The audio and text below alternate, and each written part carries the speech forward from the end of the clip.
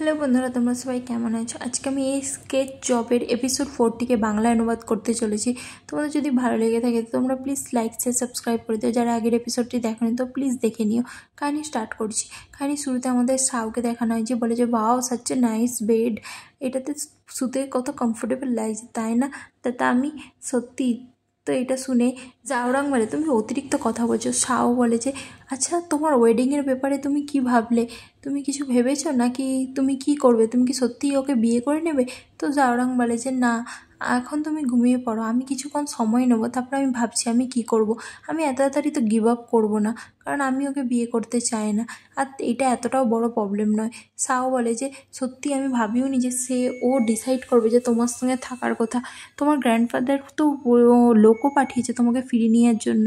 তো এটা শুনে জাউরাং বলে ছোটোবেলা থেকে আমার দাদু আমাকে যাই বলেছে আমি সেটাই শুনেছি আর আমি সেটাই করেছি, কিন্তু আমি এখন ভেবে নিয়েছি যে যাই হয়ে যাক না কেন এই ম্যাটার নিয়ে আমি ফোর্সফুলি কাউকে বিয়ে করব না। এটা আমার ডিসিশান হবে আমি কার সঙ্গে থাকতে চাই আর কাকে বিয়ে করতে চাই। আমার দাদু যাই বলুক না কেন আমি শুনবো না। সাও বলে যে আচ্ছা, তোমাকে এত কুইংহাং কেন পছন্দ করে? ওর মধ্যে এমন কি আছে? এটা শুনে জাউরাং বলে যে কুইংহাং হচ্ছে একটাই ফ্যামিলির মধ্যে চাইল্ড, ওকে বিয়ে করলে আমি 100 বিলিয়ন্স অ্যাসেটের মালিক হয়ে যাব। এটা শুনে শত শক্ট হয়ে যাওয়ার পর 100 বিলিয়ন্স, এটা তো অনেক প্রচুর পয়সা, তুমি ওকে বিয়ে করতে চাও না কেন? জাউরাং বলে যে যাই হয়ে যাক না ওর ফ্যামিলি বিজনেসে আমাকে কাজে লাগানো যাবে না। আমি কোনো কেয়ার করি না যে ও কত পয়সার মালিকিন হবে। যাই হয়ে যাক না কেন আমি আমার লাইফটাকে বেটারভাবে বাঁচবো। তো সেই জন্য আমার মনে হয় আজকে রাতের পর ও এবার চলেই যাবে।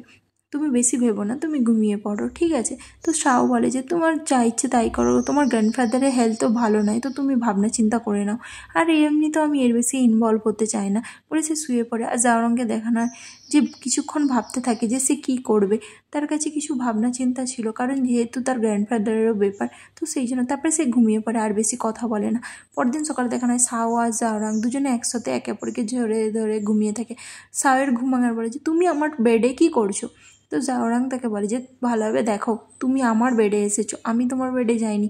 এটা দেখে সাও বলে যে হচ্ছেটা কি এখানে, কী চলছে? তো জাওরাং তাকে বলে যে তুমি তো এটা নিজেকে জিজ্ঞাসা করো। তারপরের দিন তারা ব্রেকফাস্টে থাকে, যেখানে জাওরাং তো সাওয়ের জন্য জল ভরে দেয়। তো এটা দেখে সেই মেয়েটিও গ্লাস বাড়িয়ে দেবে, জাওরাং তার জন্য জল ভরে দেয় না আর বলে যে তুমি নিজে থেকে ভরে নাও, আর তাছাড়াও তুমি এখান থেকে কবে যাবে?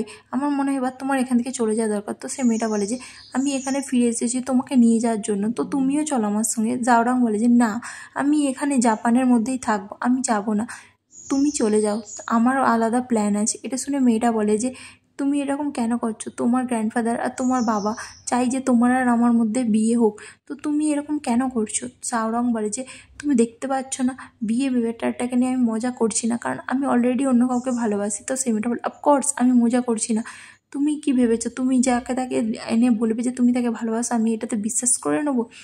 তো এটা শুনেই জাওরাং বলে যে আমি সাউকেই বিয়ে করতে চাই। এটা শুনে সেই মেয়েটা বলে তুমি বাজপানা করা বন্ধ করো, ঠিক আছে? এইসব মজার বিষয় নয়। তোমার মনে হয় যে আমি এটাতে বিশ্বাস করবো? তোমরা এমন অ্যাক্টিং করছো যে আমাকে এটা বিশ্বাস করতে হবে।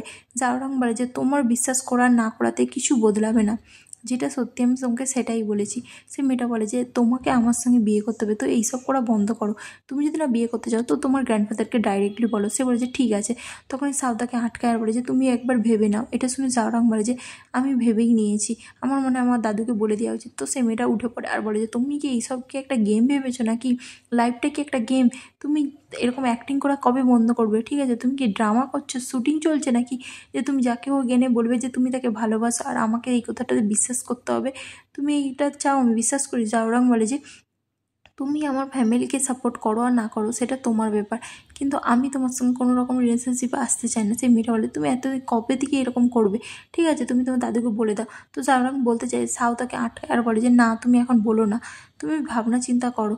বিয়েটা কোনো মজার জিনিস নয়, বিয়েটাকে সিরিয়াসলি নিতে হয়, আর তুমি এত লাইটলি নিতে পারো না বিয়ে জিনিসটা। এটা দেখে জাওরাং রেগে যায় আর বলে যে তুমি তুমি কি ভেবেছো আমি সব কিছু লাইটলি নিচ্ছি? তুমিও আমাকে বিশ্বাস করো না? আমি কি মজা করছি, গেম খেলছি মনে হয়? বলে সে সেখান থেকে উঠে চলে যায়। তারপরে সাও আর সেই মেয়েটা বসে থাকে আর বলে যে তোমার কেন মনে হয়েছিল যে আমরা দুজন রিলেশনশিপ সত্যি না? সেই মেয়েটা বলে তোমাদের দুজনের অ্যাক্টিংটাই ট্রায়াবল, কেউই বিশ্বাস করবে না। সাউ বলে যে তুমি বিশ্বাস করো নি? তো সেই মেয়েটা বলে যে কারণ আমি জাউরাংকে ছোটোবেলা থেকে চিনি, যখন আমি 5 বছর ছিলাম তারপর থেকে আমি ওকে চিনি। তুমি জানো ওর কী ফেভারিট জিনিস, কী অপছন্দ, আমি সব জানি। আর এইসব আমি জানি ওর ভাব দেখে যে কোনটা ওর হার্টের ম্যাটার। আমার সত্যি কথা বলতে আমার মনে হয়েছে যে তুমি ওকে হয়তো অ্যাক্টিং করছো, সেই জন্য। সাউ বলে যে তুমি সত্যি ওর সঙ্গে কেন বিয়ে করতে চাও জাউরাংকে? ও তো তোমাকে পছন্দও করে না, অ্যাটলিস্ট তোমাকে এটা তো ভাবা উচিত ভালোবাসার কথা। সে মেয়েটা বলে যে আমি ওকে চিনি আর আমি জানি যে আমি ওকে ভালোবাসি, সেই জন্যই আমি ওকে জোর করছি। তুমি জানো আমরা 17 বছর বয়সে ইন্টিমেট হয়েছিলাম, তো আমার মনে হয় এই 10 বছর পর ও আমাকে কেন ভালোবাসবে না? আমি ওকে ভালোবাসি। এটা শুনে সাউ বলে যে তোমাদের মধ্যে যাই হোক না কেন এটা অনেক আগের ব্যাপার ছিল, কিন্তু এখন তো ও এগ্রি হচ্ছে না তোমার সঙ্গে থাকার জন্য। তো সে মেয়েটা বলে আমি জাস্ট চাই যে ওকে বুঝাতে, তুমি যদি ওর সঙ্গে থাকো, ওর লাইফে যতই মেয়ে এসুক আর তুমিই এসুক না কেন, আমি ওকে কখনো সাথ ছেড়ে যাব না, আমি সবসময় ওর পাশে থাকবো। আর আমি দেখতে পাচ্ছি যে আমি যদি ওর পাশে না থাকি ওর ফিউচার কতটা খারাপ, তো আমার ফিলিংস ওর জন্য সত্যি আসল। তো সেই জন্য আমি চাই যে তুমি আমার কথা বুঝো আর ওকে ছেড়ে এখান থেকে চলে যাও প্লিজ। আমি চাই যে তুমি ওকে কিছু টাইম দাও, ও কিছু টাইম পেলে বুঝে যাবে। তো সেই জন্য আমি তোমাকে রিকোয়েস্ট করছি, তো তুমি এখান থেকে চলে যাও, ঠিক আছে? বলতে এখানে এপিসোডটা শেষ হয়েছে, আজকের জন্য এইটুকুনি।